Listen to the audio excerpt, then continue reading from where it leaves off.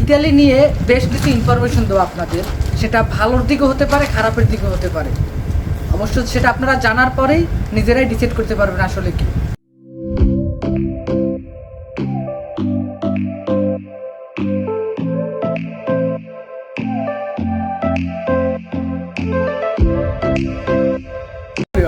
আসসালামু আলাইকুম, myself S M Arif Hossain Emon. Welcome our official Facebook page and YouTube channel travel with Emon Europe, all kind of information Europe. কী ভাবছেন আপনারা যে আপনাদের ইমন ভাই হারাই গেছে? হ্যাঁ, গত 3 মাসে আমার কোনো ভিডিও বা কোনো নিউজ আপনাদের কাছে হয়তো ছিল না, বা আমি দিই নেই। কী দিব বলেন? গত 3 মাসে আপনারা বাংলাদেশে বসে বাংলাদেশের যেসব অবস্থান, এই যে সরকার বিরোধী আন্দোলন, এরপর এখন বন্যা, তারপর দেখা গেছে ভিএফএস গ্লোবালের আন্দোলন, সব কিছুই আপনারা জানেন। এবং এটাও জানেন যে ভিএফএস গ্লোবালে কিন্তু কোনো ধরনের কার্যক্রম এখন চলছে না। না নুলস্তা জমা নিচ্ছে, না নুলস্তা তারা দিচ্ছে, কোনোভাবেই কার্যক্রম চলছে না। তারপর আপনারা আমাদের কাছে বিশেষভাবে প্রশ্ন করে থাকেন যে ভাই নুলস্তার কী খবর। আপনারাই নিজেরাই ভাবেন যে 2023 ডিসেম্বরে যারা বই অ্যাপ্লাই করছিলেন ইতালিতে আসার জন্য, সেখান থেকে আপনারা 50% নুলস্তাও এখন পর্যন্ত পাননি, অর্থাৎ 50% নুলস্তাও 2023 ডিসেম্বরে দেয়নি। তারপরে 3 মাসের ব্যবধানে আবারও কিন্তু 2024 আর একটা আবেদন গেল, সেখানেও আপনারা ম্যাক্সিমাম আপনারা 40% নুলস্তাও পাননি এখন পর্যন্ত। নুলস্তা খুবই স্থিতিশীলভাবে আস্তে আস্তে করে উঠতেছে। তাও 3 মাস আগে 2024 পুলিশের নুলস্তা উঠছে এপ্রিল মাসে, এরপর থেকে কিন্তু নুলস্তা উঠে না। কেন উঠে না? কারণটা কোথায়? হ্যাঁ, কারণটা আপনার আর আমারই ভুল।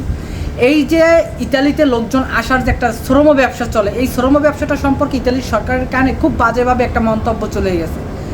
এটা আপনার আর আমারই ভুল। যারা কাজ করে ঠিক আছে, তাদের কাছে আপনারা যান না, কিন্তু যারা কাজ করতে পারে না, যারা বেশিভাবে জিনিসটা করে, তাদের কাছে আপনারা যান এবং নিজেরাই সর্বোপরি সর্বশান্ত হয়ে বসে থাকেন। এইসব কিছু কিছু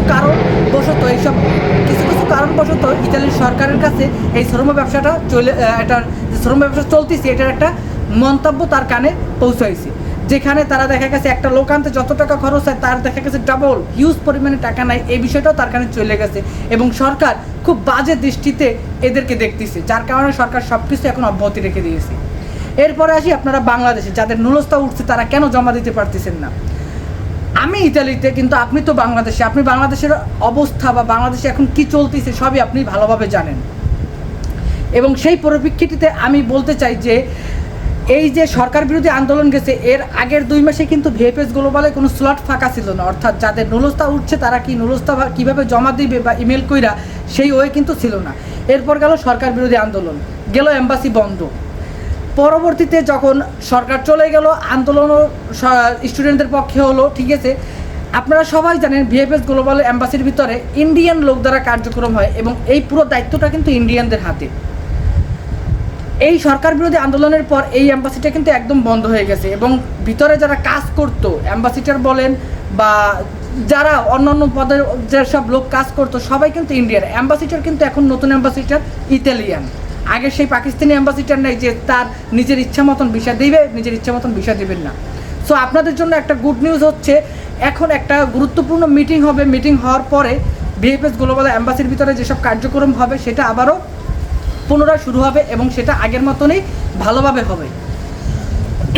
এরপরে একটা কথা বলি, যে কথাটা হলো, আপনারা হয়তো ইতিমধ্যে একটা নিউজ পাইছেন যে ইতালি গমন ইচ্ছুক ভুক্তভোগীদেরগণ অবস্থান কর্মসূচির স্থান। অর্থাৎ এর আগে কিন্তু একটা কর্মসূচি গেছে, আমি কিন্তু সেটা শুনতে পেয়েছি, কিন্তু সেখানে বেশি লোক হয় নাই, বা আপনারা যে দাবি নিয়ে ওখানে গেছেন সে দাবি কিন্তু আপনাদের পূরণ হয় নাই।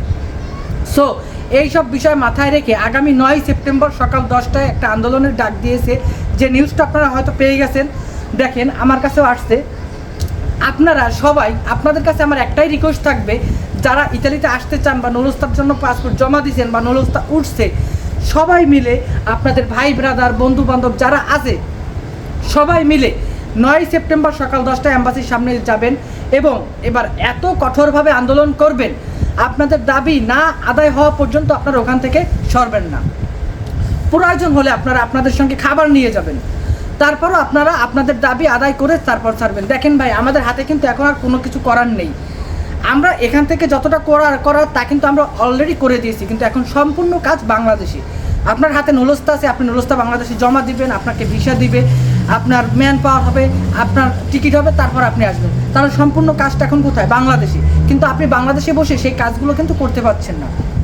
সো ভাই, আপনার ফিউচারের জন্য আপনাকে লড়তে হবে এবং আপনার আশেপাশে যত বন্ধু বান্ধব সাথীগণ আছে আপনার তাদেরকে সবাইকে নিয়ে সবাইকে জানিয়ে দেন। দরকার একটা গ্রুপ সিস্টেম করেন, একটা গ্রুপ বানান, সবাই 9 সেপ্টেম্বর সকাল 10টায় ওখানে যান, এম্বাসিতে যান, এম্বাসির সামনে যেয়ে আপনাদের দাবির কথা বলেন, প্রেস বিজ্ঞপ্তি করেন। ইনশাআল্লাহ আপনাদের জন্য একটা সঠিক সমাধান আসবে।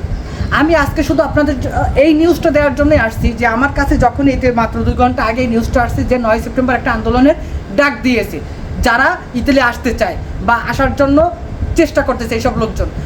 সো আপনারা সবাই মিলে ওখানে যাবেন, আন্দোলন করবেন, এটাই আমার কামনা। এই কামনা রেখে আমি আজকে আমার ভিডিও এখন শেষ করে দিচ্ছি, ঠিক আছে? আর যদি কোনো নতুন নিউজ আসে অবশ্যই আমাকে পাবেন, আমি হারাই যাইনি। অবশ্যই আপনাদের ভালোবাসায় আমি আসবো আবার আপনাদের কাছে। সে পর্যন্ত ভালো থাকবেন, আমার জন্য দোয়া করবেন এবং সবাই সুস্থ থাকবেন। আল্লাহ হাফিজ।